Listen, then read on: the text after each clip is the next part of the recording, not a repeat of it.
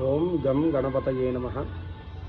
ఈరోజు అత్యంత వైశిష్ట్యమైనటువంటి రోజు అంగారక చతుర్థి. దీన్నే రుణ చతుర్థి అని కూడా అంటారు. ఈరోజు విశేషంగా ప్రదోషకాల వేళ వినాయకుడిని ఆరాధన చేయడం అనేటువంటిది చాలా విశేషాన్ని సంతరించుకున్నది. ప్రతిబంధకాల నుంచి, రుణ సమస్యల నుంచి బయటపడాలంటే ఈరోజు విఘ్నేశ్వర ఆరాధన చాలా విశేషాన్ని సంతరించుకుందని చెప్పి మన పురాణాలు చెప్తూ ఉన్నాయి.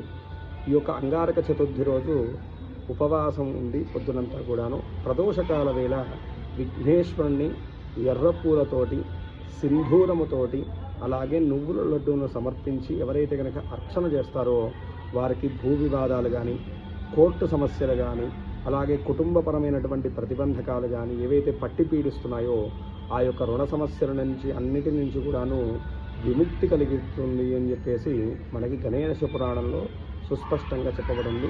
ఈరోజు ఒక చిన్న మంత్రాన్ని జపించడం వల్ల విఘ్నేశ్వరుడి యొక్క పరిపూర్ణ అనుగ్రహం లభిస్తుంది.